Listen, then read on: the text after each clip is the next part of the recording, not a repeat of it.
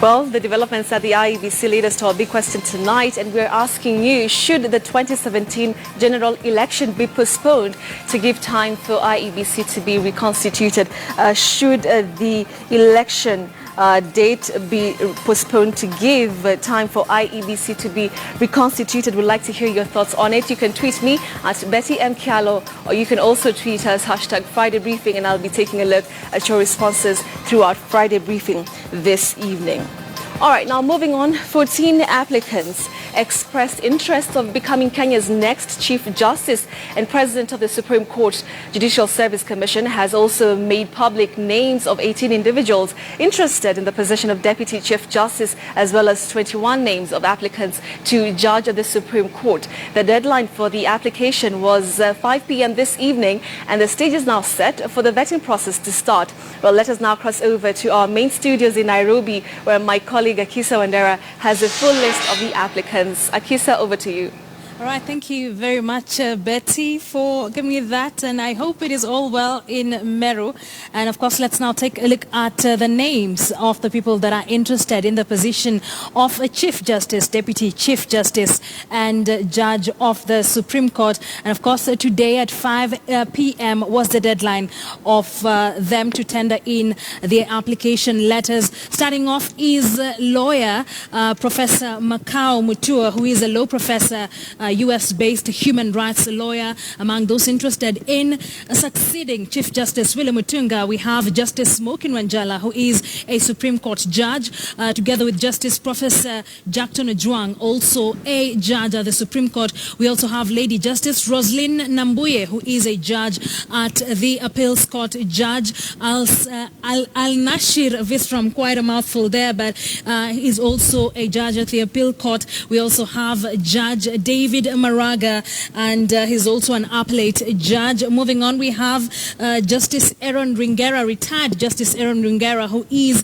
a former Kenya Anti-Corruption Commission director. We have Miss Lucy Wanja Julius, who's also applied for the position of Chief Justice. Dr. David Mwaure Wahiga. We also have Dr. Isaac Rutenberg, who is a don at the Strathmore University. We have Mr. Philip Nzamba Kitonga, who is a veteran legal scholar and got an appointment just the other day as a non-executive chairperson of the Council of Legal Education.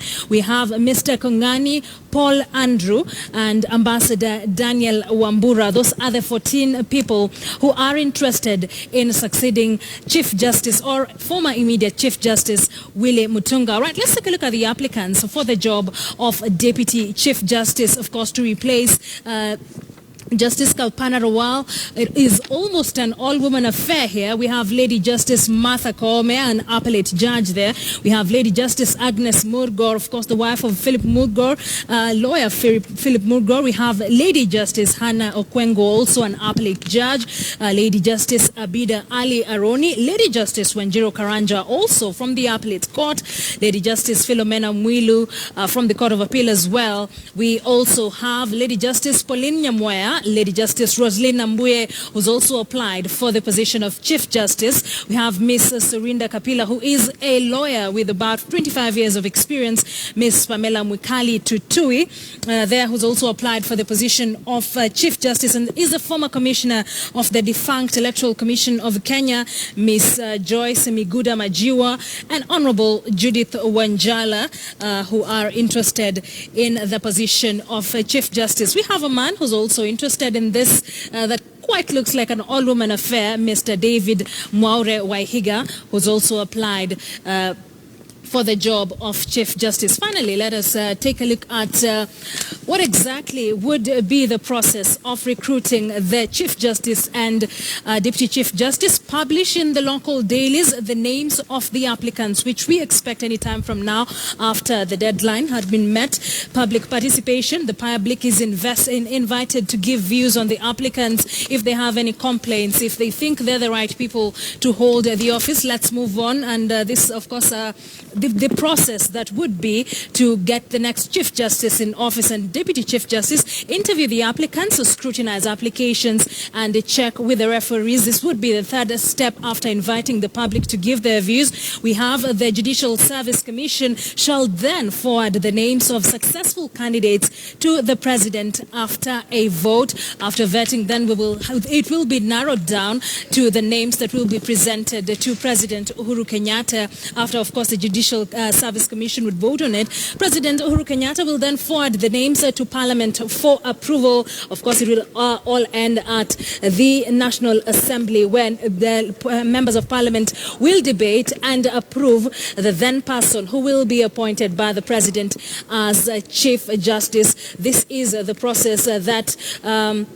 the Judicial Service Commission would be undertaking to get the next Chief Justice. In case Parliament rejects the names, then it is back again to the Judicial Service Commission, and we are back at an advertisement again. The Judicial Service Commission again welcomes the views, takes a vote, then takes it back to the President, who will take it to Parliament. The JSC anticipates recruitment process shall take about 4 months. So we are looking at 4 months before the next Chief Justice is put into office, and the likely month is October this year, about a year or less as before the country gets into the next general election. That is what would be the process to get us the next Chief Justice and, of course, Deputy Chief Justice. I will hand it over back to you, Betty, of course, in Meru County.